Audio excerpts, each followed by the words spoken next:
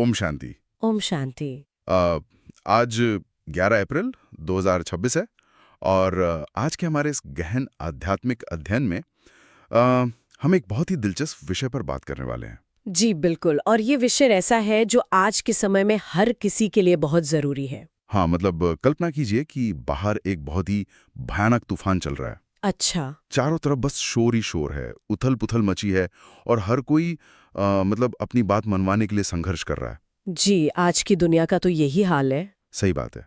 सूचनाओं की एक ऐसी आंधी है जो किसी को भी विचलित कर दे। लेकिन इस सब के बीच आपके अपने मन के भीतर एक ऐसा कोना है जहां पूर्ण सन्नाटा है। अरे वाह। एक ऐसा पवित्र मंदिर जहां सिर्फ शांति की सुगंध है और बाहर का कोई भी शोर उस सन्नाटे को छू तक नहीं सकता। क्या बात है। तो आज की हमारी ये जो गहरी चर्चा है वो श्रोताओं को यही मार्गदर्शन देगी कि इस बाहरी शोर से कटकर अंतर्मुखी कैसे बना जाए। जी, और बिना विचलित हुए एक साक्षी भाव के साथ दुनिया को कैसे देखा जाए। ये शुरुआत ही अपने आप में बहुत सोचने पर मजबूर करती है। बिल्कुल। क्योंकि हम अक्सर शांति को बाहर खोजते हैं, है ना, जबकि बाबा हमें लगातार भीतर की ओर ले जाते हैं। हाँ, और आज की इस चर्चा का जो मुख्य आधार है वो शिव बाबा के बहुत ही मधुर महावाक्यों के सार से ही शुरू होता है। जी। बाबा कहते हैं, मीठे बच्चे, ज्ञान रूपी स्थिति में रहकर महावाक्यों को धारण करने से अपना और दूसरों का कल्याण संभव है। अब अगर हम इसे सिर्फ सुन लें तो ये एक साधारण उपदेश लग सकता है। सही कहा। लेकिन अव्यक्त बापदादा ने इसमें एक बहुत ही गहरा आध्यात्मिक विज्ञान छिपाया है। विज्ञान छिपाया है मतलब वो कैसे? देखिए, बात सिर्फ ज्ञान के शब्दों को कंठस्थ करने की या याद करने की नहीं है, बात उस स्थिति में टिकने की है। और यहीं पर मुझे लगता है कि सबसे बड़ी वैचारिक उलझन पैदा होती है। वो कैसे? मतलब अक्सर आध्यात्मिक मार्ग पर चलने वाले जो विद्यार्थी होते हैं वो ये मान लेते हैं कि अगर वे रोज ज्ञान सुन रहे हैं, अच्छी अच्छी बातें दूसरों को सुना रहे हैं, तो उनका आध्यात्मिक विकास हो रहा है। हाँ, ये एक बहुत आम धारणा है। लेकिन बाबा यहाँ शब्दों को दोहराने और उन्हें वास्तव में जीवन में धारण करने के बीच एक बहुत स्पष्ट लकीर खींच रहे हैं। जी बिल्कुल खींच रहे हैं। तो अगर हम इसके पीछे के सूक्ष्म तंत्र को समझें तो मैं आपसे पूछना चाहूंगा कि खाली शब्दों को दोहराने में ऐसा क्या नुकसान है? इसे समझने के लिए हमें थोड़ा मानव मनोविज्ञान और आध्यात्मिक ऊर्जा के टकराव को देखना होगा। अच्छा। बाबा समझाते हैं कि यदि कोई आत्मा पूरी तरह से अंतर्मुखी नहीं है, मतलब उसका मन अभी भी बाहर भटक रहा है। जी बिल्कुल, उसका मन अभी भी बाहरी दुनिया की इच्छाओं या विकारों में अटका हुआ है और वो सिर्फ सामने आए महावाक्यों को एक तोते की तरह दोहरा रही है। तोते की तरह दोहराना, हाँ। तो उस ज्ञान पर माया की छाया पड़ जाती है। माया की छाया पड़ जाती है। ये जो शब्द है माया की छाया पड़ने का, इसका वास्तविक अर्थ क्या है? क्या वो पवित्र शब्द अशुद्ध हो जाते हैं? नहीं, शब्द तो पवित्र ही रहते हैं, लेकिन बोलने वाले की जो नीयत है और उसके मन की जो स्थिति है वो उन शब्दों के प्रभाव को पूरी तरह से बदल देती है। प्रभाव बदल जाता है? जी। सोचिए, जब भीतर अहंकार, स्वार्थ या कोई अशुद्ध प्रकंपन चल रहा हो और बाहर से हम मीठे और ज्ञान भरे शब्द बोल रहे हों, तो वहां एक तरह का आध्यात्मिक पाखंड जन्म लेता है। अरे बाप रे, आध्यात्मिक पाखंड? हाँ, ये जो भीतर और बाहर का अंतर है ना, यही वास्तव में माया की छाया है। मतलब हम बाहर से कुछ और दिख रहे हैं और अंदर कुछ और ही चल रहा है। बिल्कुल। और जब ऐसी अशुद्ध प्रकंपनों से घिरी हुई आत्मा ज्ञान देती है तो सुनने वाले को शांति नहीं मिलती। अच्छा, तो क्या महसूस होता है उन्हें? उन्हें एक अजीब सा प्रतिकर्षण या कहें कि एक रिपल्शन महसूस होता है। वो उस बात से जुड़ नहीं पाते। हाँ, ये तो मैंने भी महसूस किया है। कभी कभी कोई बहुत अच्छी बात कह रहा होता है पर अंदर से वो बात छूती नहीं है। यही कारण है, इसीलिए बाबा कहते हैं कि बिना ज्ञान रूपी स्थिति में स्थित हुए अपना और दूसरों का कल्याण करने के बजाय इंसान अनजाने में अकल्याण का कारण बन जाता है। ये तो बहुत ही गहरी और सचेत करने वाली बात है। जी, सर्वोत्तम कल्याण केवल सच्ची अंतर्मुखता में छिपा है, जहां अचल, स्थिर, धैर्यवान और निर्माण चित्त जैसे गुण स्वाभाविक रूप से मौजूद हों। तो ये बात तो हमें सीधे अपने मन की स्थिति को जांचने पर मजबूर कर देती है ना? बिल्कुल करती है।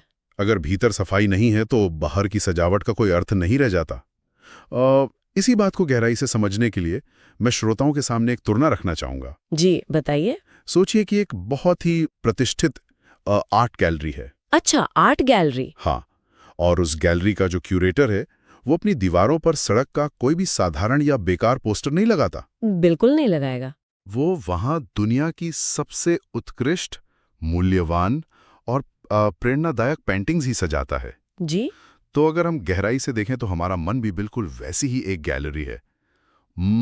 या बाबा के शब्दों में कहें तो एक पवित्र मंदिर है। ये तुलना इस विषय को बहुत ही स्पष्ट कर देती है ना? जी। बाबा मन को एक मंदिर ही कहते हैं, और मंदिर की सबसे बड़ी विशेषता उसकी खाली जगह नहीं होती, तो क्या होती है? उसकी पवित्रता होती है।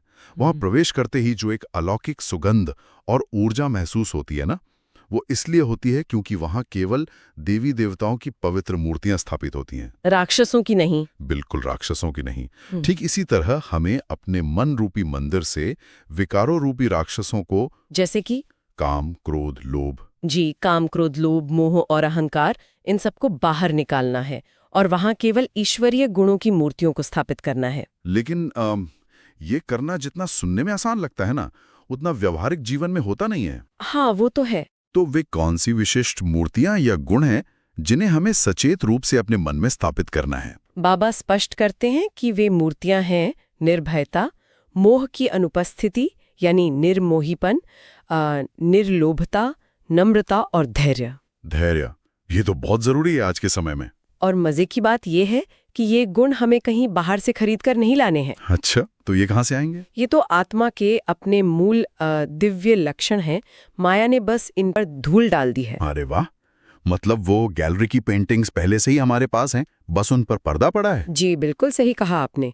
जब हम अंतर्मुखी होकर इस धूल को साफ करते हैं तो मन का मंदिर अपने आप प्रकाशित हो जाता है। क्या बात है! और बाबा इसके पीछे का विज्ञान भी बताते हैं। विज्ञान? जी, जब हमारा मन इस ईश्वरीय प्रकाश से संपन्न होता है और हमारी सभी कर्मेंद्रियां हमारे वश में होती हैं, केवल तभी हमारी आत्मा उस अत्यंत प्रिय वैकुंठ देश या स्वर्ग के उच्च प्रकंपनों के साथ मेल खा पाती है। उच्च प्रकंपन मतलब हाई फ्रीक्वेंसी के साथ मैच कर पाती है? हाँ, और तभी हम वहां जाने के योग्य बनते हैं। तो मतलब वैकुंठ जाने के लिए सिर्फ ज्ञान का सर्टिफिकेट नहीं चाहिए, बल्कि आत्मा की फ्रीक्वेंसी का उस स्तर तक पहुंचना जरूरी है। बिल्कुल सही समझे आप। अब जब किसी का अपना मन रूपी मंदिर साफ होने लगता है तो स्वाभाविक रूप से उसका व्यवहार दुनिया के प्रति बदलता है। जी, बदलता ही है। और आज की चर्चा में एक बहुत ही महत्वपूर्ण प्रश्नोत्तर का भाग है, और जो इसी व्यवहार और सेवा को लेकर है। हाँ, वो प्रश्नोत्तर बहुत ही महत्वपूर्ण है। मैं आज का वो प्रश्न पढ़ता हूँ।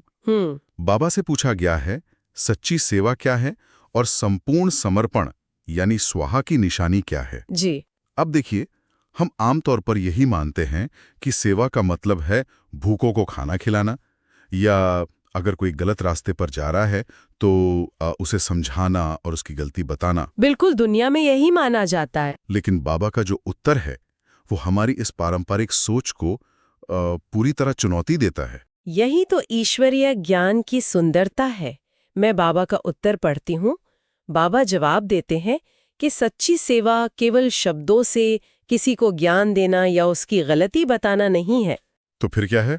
सर्वोत्तम सेवा वो है जब हम अपनी योग शक्ति के माध्यम से सूक्ष्म रूप में लोगों तक पहुंचते हैं और उनके अशुद्ध संकल्पों को भस्म कर देते हैं। योग शक्ति के माध्यम से? जी। इसके पीछे का तंत्र सच में बहुत दिलचस्प है। मैं सोच रहा था कि क्यों शब्दों से किसी को सुधारना अक्सर नाकाम हो जाता है, जबकि योग शक्ति काम कर जाती है। ऐसा इसलिए होता है क्योंकि जब आप किसी को शब्दों से उसकी गलती बताते हैं तो उसका अहंकार तुरंत सक्रिय हो जाता है। हाँ, वो तुरंत डिफेंसिव हो जाते हैं। बिल्कुल। मानव मनोविज्ञान ऐसा है कि वो तुरंत बचाव की मुद्रा में आ जाता है या आप पर ही पलटवार करने लगता है। सही बात है, वो हमारी बात सुनने के बजाय हमसे बहस करने लगते हैं। जी, लेकिन जब आप अपने अंतर्मुखी शांत स्वरूप में बैठकर योग शक्ति से किसी आत्मा को शुभ भावना और शुद्धता के प्रकंपन भेजते हैं तो वो ऊर्जा बिना किसी अवरोध के सीधे उसकी आत्मा तक पहुंचती है। मतलब कोई दीवार नहीं, कोई बहस नहीं। बिल्कुल, कोई दीवार नहीं। ये ऊर्जा उसके भीतर के अशुद्ध विचारों को ऐसे शांत कर देती है जैसे जलती हुई आग पर शीतल जल डाल दिया हो। अरे वाह, ये तो बहुत ही शक्तिशाली बात है। मतलब हमें शब्दों के योद्धा के बजाय प्रकंपनों का हीलर बनना है। बहुत सुंदर कहा आपने, प्रकंपनों का हीलर। और इसी प्रश्न उत्तर में बाबा ने समर्पण या स्वाहा होने की जो निशानी बताई है वो भी बहुत ही गहरी है। जी बिल्कुल। बाबा कहते हैं कि जब हम इस ईश्वरीय यज्ञ में अपना तन, मन और धन स्वाहा कर देते हैं तो उसके बाद हमारा अपना कुछ भी नहीं रहता। सही कहा। बाबा एक बहुत ही सुंदर उदाहरण देते हैं कि मन एक घोड़े के समान है। मन एक घोड़े के समान है। हाँ, जब आपने कह दिया कि हे शिव बाबा, मेरा सब कुछ आपका है, तो इस मन रूपी घोड़े की लगाम भी परमात्मा के हाथ में चली गई। अच्छा, लेकिन अगर समर्पण के बाद भी आपके मन में अशुद्ध संकल्प आ रहे हैं, मन भटक रहा है, तो इसका सीधा सा अर्थ ये है कि लगाम परमात्मा के हाथ में नहीं है। तो किसके हाथ में है? माया के हाथ में है। माया उस मन रूपी घोड़े पर सवारी कर रही है। यह तो बहुत ही सोचने वाली बात है। जी, जब समर्पण 100% होता है तो संकल्प विकल्प उठना बंद हो जाते हैं, क्योंकि मन ईश्वरीय मन बन चुका होता है। लेकिन एक व्यवहारिक चुनौती ये भी आती है कि भले ही हम समर्पण का प्रयास कर रहे हों पर हमसे गलतियां होती हैं। जी, गलतियां तो इंसानों से ही होती हैं। और जब कोई हमें हमारी गलती बताता है तो हमारा वही पुराना अहंकार बीच में आ जाता है। जी, ऐसे समय में अपनी स्थिति को कैसे संभाला जाए? इसके लिए बाबा एक बहुत ही प्यारा दृष्टिकोण देते हैं। वे कहते हैं कि जब कोई आपको सावधानी देता है या आपकी कोई कमी बताता है तो उसे अपना दुश्मन या आलोचक न समझे। तो क्या समझे? उसे एक माली की तरह देखें। एक माली, ये बाकी खूबसूरत विचार है। हाँ, जैसे एक माली बहुत ही प्यार और सावधानी से एक गुलाब के पौधे से कांटे निकालता है ताकि फूल की सुंदरता और बढ़ जाए। बिल्कुल, वैसे ही जो हमें सुधार रहा है वो हमारी आत्मा रूपी फूल से कांटे निकाल रहा है। क्या बात है। बाबा कहते हैं कि हमें इसे उनका सच्चा प्यार समझना चाहिए और उनकी इस पालना का सम्मान करना चाहिए। अगर हम इस नजरिए को अपना ले तो न केवल हमारा निर्माण चित्त विकसित होगा बल्कि आपसी संबंधों में भी एक बहुत ही गहरा आध्यात्मिक सम्मान पैदा हो जाएगा। जी बिल्कुल। जब हम दूसरों की आलोचनाओं को माली के प्यार की तरह देखने लगते हैं तो सचमुच दुनिया को देखने का हमारा चश्मा ही बदल जाता है। सही कहा आपने, चश्मा ही बदल जाता है। लेकिन दूसरों की छोटी मोटी बातों को सह लेना एक बात है और दुनिया के बड़े स्तर पर हो रहे भारी अन्याय, युद्ध और उथल पुथल को देखकर शांत रहना बिल्कुल दूसरी बात है। हाँ, ये एक बहुत बड़ा सवाल है। किसी भी संवेदनशील इंसान का खून खौल उठता है जब वो बेगुनाहों को पीड़ित होते देखता है। ऐसे में ये सवाल उठता है कि इस बाहरी दुनिया के शोर के बीच कोई कैसे अडोल रह सकता है। जी, यहाँ दुनिया की तुलना अक्सर एक फिल्म से की जाती है पर मुझे लगता है कि ये सृष्टि एक बेहद जटिल यांत्रिक घड़ी की तरह है। एक यांत्रिक घड़ी, ये सोचने का एक बहुत ही नया और दिलचस्प तरीका है। आप इसे विश्व ड्रामा से कैसे जोड़ते हैं? देखिए, जब आप एक पुरानी चाबी वाली घड़ी के पिछले हिस्से को खोलकर देखते हैं तो वहां सैकड़ों छोटे बड़े गियर और पहिए होते हैं। जी, होते हैं। कुछ गियर घड़ी की सुई की दिशा में यानी क्लॉकवाइज घूम रहे होते हैं तो कुछ गियर जानबूझकर विपरीत दिशा में एंटी क्लॉकवाइज घूमते हैं। अच्छा। अगर कोई नासमझ व्यक्ति उस विपरीत घूमने वाले गियर को देखे तो उसे लगेगा कि ये गियर तो उल्टी दिशा में चलकर घड़ी को खराब कर रहा है। हाँ, देखने में तो ऐसा ही लगेगा। लेकिन उस घड़ी को बनाने वाला जानता है कि उस छोटे गियर का उल्टा घूमना ही मुख्य सुइयों को आगे बढ़ाने के लिए बिल्कुल आवश्यक है। बहुत ही अद्भुत और सटीक विश्लेषण है ये। शुक्रिया। बाबा भी इस विश्व ड्रामा के बारे में बिल्कुल यही समझाते हैं। अच्छा। बाबा कहते हैं कि यह एक विराट ड्रामा है जो पहले से ही 100% सटीक रूप से नोंद है, यानी रिकॉर्डेड है। जी, इसमें हर जीव जंतु, हर इंसान अपना अपना अभिनय पूरी सटीकता से कर रहा है। मतलब कोई भी अपने रोल से बाहर नहीं जा रहा? बिल्कुल नहीं। यहाँ तक कि जो व्यक्ति हमें अन्याय करता हुआ या उल्टा चलता हुआ दिखाई दे रहा है उसका भी इस विशाल ड्रामा रूपी घड़ी में एक तय पार्ट है। तो इसका मतलब ये नहीं है कि हम अन्याय का समर्थन कर रहे हैं बल्कि इसका मतलब ये है कि हम उस घड़ी साज यानी परमात्मा की योजना पर विश्वास कर रहे हैं। एकदम सही। बाबा कहते हैं कि जब सब कुछ पहले से नोंद है तो किसी भी बात में संशय या डाउट करना अज्ञानता है। संशय नहीं करना चाहिए। जी, सच्चा ज्ञान ये है कि हम समझें कि हर कोई अपना अपना पार्ट बजा रहा है, इसलिए किसी से घृणा या तिरस्कार करने का कोई मतलब ही नहीं बनता। और इस स्थिति को बनाए रखने के लिए बाबा एक बहुत ही व्यवहारिक और शक्तिशाली मंत्र देते हैं। वो मंत्र क्या है? वेट एंड सी, यानी रुको और देखो। जी, ये कोई साधारण इंतजार नहीं है। तो ये कैसा इंतजार है? वेट का अर्थ है अपने हृदय में एक अथाह धैर्य को धारण करना, ये समझना कि हर रहस्य का एक समय होता है। बिल्कुल। और सी का अर्थ है इस पूरे विस्तार वाले विराट ड्रामे को एक साक्षी दृष्टा या डिटैच्ड ऑब्जर्वर बनकर देखना। साक्षी होकर देखना। हाँ, बाबा समझाते हैं कि जब समय आता है तो सब कुछ अपने आप स्पष्ट हो जाता है और तब हम अपनी जल्दबाजी पर पछताते नहीं हैं। ये तो बहुत बड़ी बात है। इसलिए बच्चों को इस नाटक को निश्चय बुद्धि होकर एक हर्षित चेहरे के साथ देखना चाहिए। ये हर्षित चेहरा होना बहुत मायने रखता है। जी, क्योंकि लोग अक्सर साक्षी होने का मतलब उदासीन या भावना शून्य होना मान लेते हैं। हाँ, लोग सोचते हैं कि डिटैच्ड मतलब हमें किसी से कोई मतलब ही नहीं है। बिल्कुल। लेकिन साक्षी होने का मतलब है कि भीतर से आप इतने सुरक्षित और शांत हैं कि आपके चेहरे पर स्वाभाविक खुशी झलकती है। बिल्कुल सही कहा। और यहाँ बाबा एक बहुत ही बारीक संतुलन की ओर इशारा करते हैं। कैसा संतुलन? ज्ञान और प्रेम का संतुलन। दुनिया में अक्सर लोग सीधे प्रेम या ध्यान की तरफ भागते हैं। हाँ, मेडिटेशन या भक्ति में डूब जाना चाहते हैं। लेकिन बाबा कहते हैं कि ईश्वर ज्ञान स्वरूप भी है और प्रेम स्वरूप भी, पर आध्यात्मिक यात्रा में ज्ञान पहले आना चाहिए। ऐसा क्यों? अगर परमात्मा प्रेम का सागर है तो सीधे प्रेम में डूबने में क्या हर्ज है? हर्ज ये है कि बिना ज्ञान के प्रेम आपको भटका सकता है। भटका सकता है? वो कैसे? बाबा इसके पीछे का कारण स्पष्ट करते हैं कि यदि कोई ज्ञान स्वरूप बने बिना केवल प्रेम स्वरूप या ध्यान में चला जाता है तो उसका वह प्रेम उसे अशुद्ध रास्ते पर या माया के जाल में फंसा सकता है। अच्छा। बिना स्पष्ट ज्ञान के कि मैं कौन हूँ, परमात्मा कौन है, माया कैसे काम करती है, सिर्फ भावनाओं में बहना इंसान को अंधभक्ति या ख्याली पुलाव में धकेल सकता है। ये तो एक बहुत बड़ा खतरा है। जी, इसलिए बाबा जोर देते हैं कि पहले ज्ञान स्वरूप बनो, माया के अलग अलग रूपों को पहचानो, उन पर विजय प्राप्त करो और फिर प्रेम स्वरूप बनो। मतलब ज्ञान एक ढाल की तरह काम करता है। बिल्कुल, ज्ञान एक सुरक्षक कवच है जो हमारे ध्यान को भटकने नहीं देता। ज्ञान ही वो दिशा है जो प्रेम को सही मंजिल तक ले जाती है। आज की इस चर्चा ने सचमुच कई पुरानी धारणाओं को तोड़कर एक बहुत ही स्पष्ट और तार्किक आध्यात्मिक रास्ता दिखाया है। जी, मैं पूरी तरह सहमत हूँ। अब जब हम इस चर्चा के समापन की ओर हैं तो यह जानना सबसे महत्वपूर्ण है कि श्रोता इन सारी गूढ़ बातों को आज ही अपने जीवन में कैसे उतार सकते हैं। जी बिल्कुल, प्रैक्टिकल एप्लीकेशन बहुत जरूरी है। क्योंकि ज्ञान अगर कर्म में ना आए तो वह सिर्फ एक जानकारी बनकर रह जाता है। सत्य कहा। इसीलिए आज की धारणा के जो मुख्य सार हैं वे बहुत ही स्पष्ट और व्यवहारिक हैं। तो आज की धारणा की बिंदु क्या है?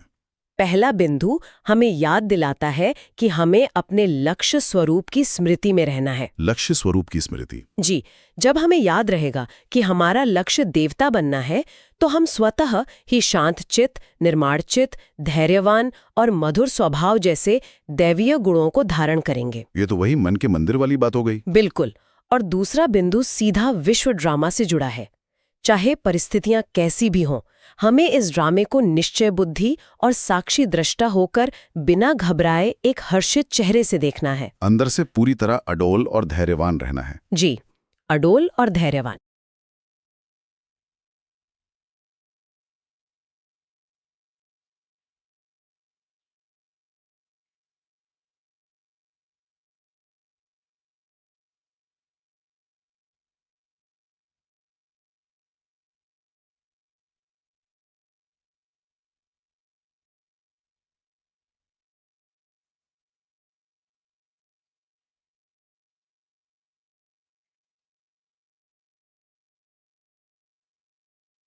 अडोल रहना और हर्षित रहना, और इन दोनों को संभव बनाने के लिए बाबा आज एक बहुत ही अनमोल वरदान देते हैं।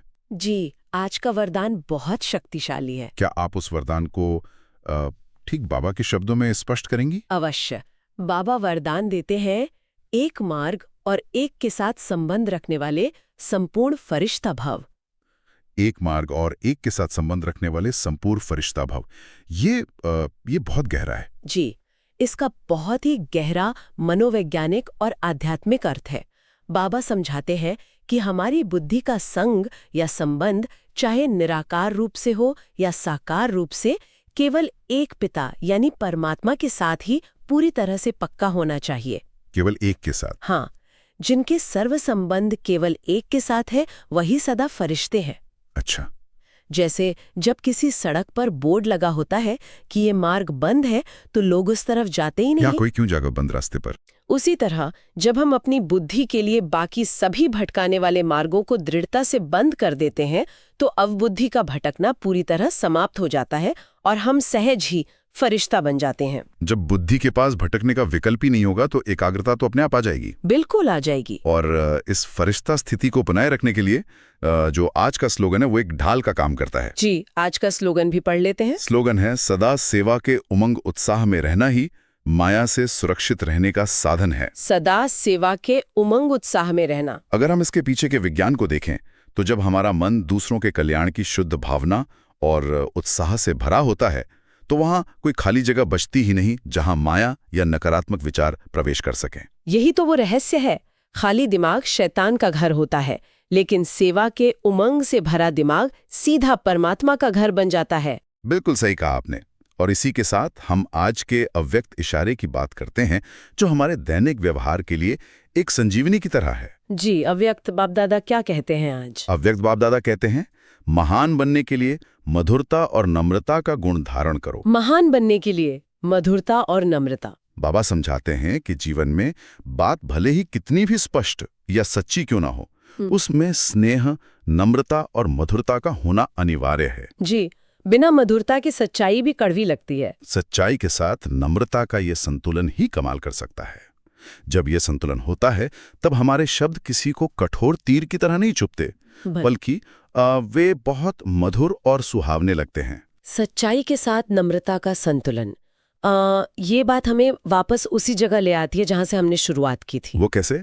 हम खुद से पूछ सकते हैं कि क्या हम अपनी सच्चाई को एक नंगी तलवार की तरह इस्तेमाल करते हैं जो दूसरों को काट देती है और उनका अहंकार जगा देती है? जी। या फिर हम अपनी सच्चाई को एक ढके हुए दीपक की तरह पेश करते हैं जिसकी रोशनी रास्ता तो दिखाती है पर किसी की आंखों को चुभती नहीं? ये एक बहुत ही सुंदर प्रश्न है जो हर किसी को स्वयं से पूछना चाहिए, क्योंकि अंततः हमें अपनी सच्चाई से दुनिया को रोशन करना है, जलाना नहीं। बिल्कुल, रोशन करना है। और आज हमने इस गहन अध्ययन से जो कुछ भी सीखा है, चाहे वो मन रूपी मंदिर को सजाना हो, योग शक्ति से सच्ची सेवा करना हो, या एक यांत्रिक घड़ी के समान इस विश्व ड्रामे को वेट एंड सी की दृष्टि से देखना हो, जी, यह सब हमें एक ही दिशा में ले जाता है, एक अडोल स्थिति की ओर। हाँ, तो जैसे जैसे हम इन दैवीय मूर्तियों को अपने मन के मंदिर में स्थापित करते हैं, मैं श्रोताओं के सामने एक अंतिम विचार छोड़ना चाहता हूं जिस पर वे आज पूरे दिन मनन कर सकते हैं। जी जरूर। अगर इस विशाल विश्व ड्रामे का हर एक दृश्य, हर एक पुर्जा पहले से ही अत्यंत सटीकता के साथ रिकॉर्ड है, जी, तो शायद हमारी सबसे बड़ी आध्यात्मिक परीक्षा इस दुनिया की कहानी को बदलना या दूसरों के किरदारों को सुधारना नहीं है। तो क्या है हमारी परीक्षा? शायद हमारी सबसे बड़ी परीक्षा ये खोजना है कि इस पूरे नाटक में हमारा अपना वो अपरिवर्तनीय और शांत किरदार क्या था जिसे निभाने के लिए हम यहाँ आए थे। बहुत ही गहरी बात है ये। तो हम सभी खुद से पूछें, क्या हम आज भी इस ड्रामे की स्क्रिप्ट को जबरदस्ती बदलने की कोशिश कर रहे हैं, या हम अंततः अपने हिस्से का वो खूबसूरत पार्ट निभाने के लिए पूरी तरह तैयार हैं? ये विचार सच में भीतर तक शांति ले आता है। इसी शांति और इसी विचार के साथ हम आज की इस गहरी चर्चा को यहीं विश्राम देते हैं। ओम शांति। ओम शांति।